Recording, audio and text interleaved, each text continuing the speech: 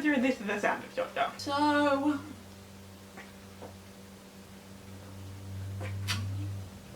I saw Hamilton again. That's right, I went back up to Brisbane to see the show again. I'd say this was kind of a spur of the moment thing, except I'm pretty sure I mentioned in my video a few weeks back about going to opening night that I had more tickets.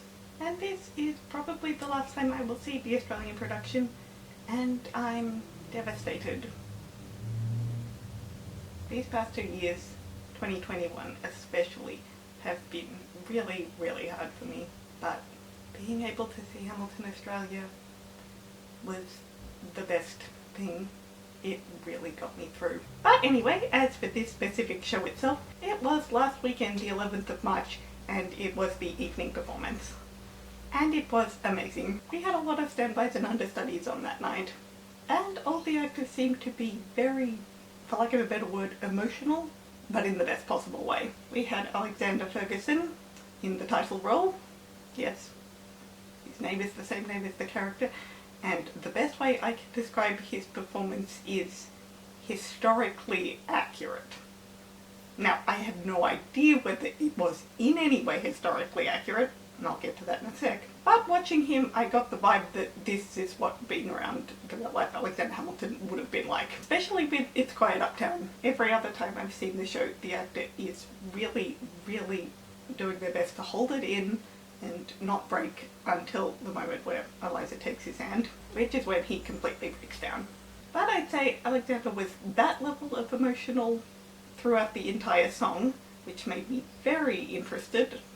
Wasn't sure how the ending was going to go, but when Eliza took his hand, he completely broke down. He was completely bent over, his face over her arm, and it looked like he was gripping her with everything he had. So it worked. And I don't know, it felt a bit historically accurate. In real life, when Alexander Hamilton heard what happened to his son, he just collapsed. And then at Philip's funeral, he had to have people holding him up.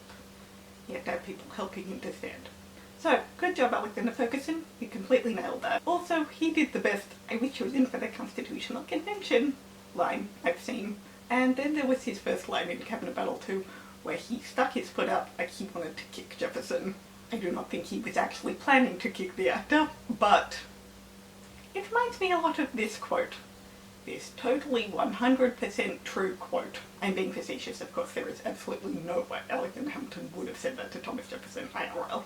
But that was hilarious to see. Martha Bohan was on again as Eliza. This is the third time I've seen her. And like the previous 2 times, she just blew me away. Especially with Burn. Out of all of the 3 actresses I have seen play Eliza, she does the best Burn. Jayla Guy's son, Sappho, was on as Burr, and he did, hands down, the best version of Wait For It I've ever heard. Aussies, you probably remember Jayla Guy as that guy from Play School.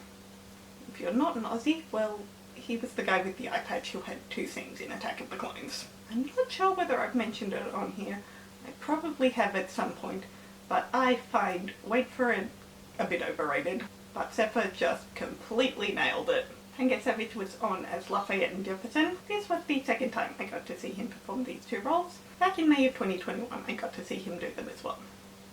I also got to see him do Alexander at the end of 2021.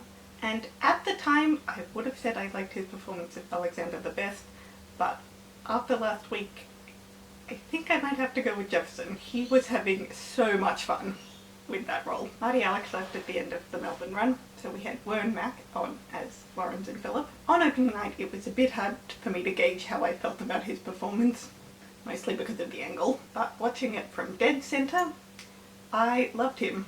I thought he was amazing, especially as Philip. Julian Crowe was on as King George, and like Rowan Witt in Melbourne, his dance during the Ronald pamphlet was not the standard King George dance, and I absolutely loved it. Don't get me wrong, I love this dance, but seeing a different version is always wonderful. If that's the set move, it's obviously up to the actor if they want to go something else, and probably for each individual performance, and that is always so much fun.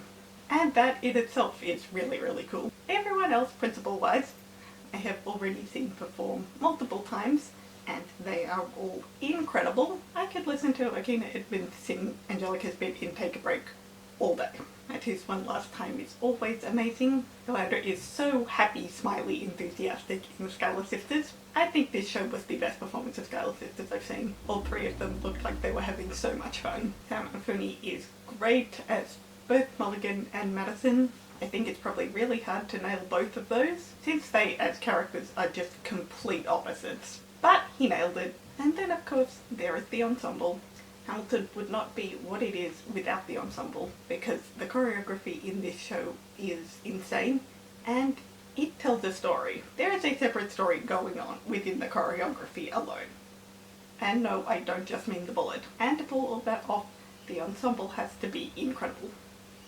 And as always, they were. And like with Melbourne, afterwards I went to stage door and hung around for a bit, and I was so glad to get some snaps with the cast and tell them how much it meant to me.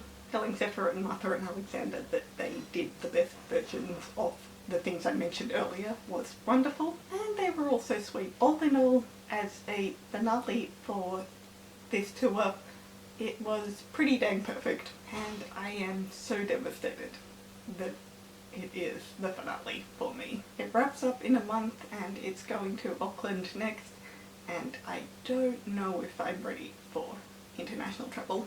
As it was last weekend was the first time I've done plane flights completely on my own in my life. Either way, as the last time I see this show, for now, thank you so much, Hamilton Australia. I could not have asked for better performers to tell my favourite show. We're all absolutely amazing, and I love each and every single one of you, and can only thank you from the bottom of my heart for everything. And that's all I've got for today, guys. I hope you enjoyed. Stay safe, feel free to like and subscribe, and I'll see you in my video next time. So long, farewell!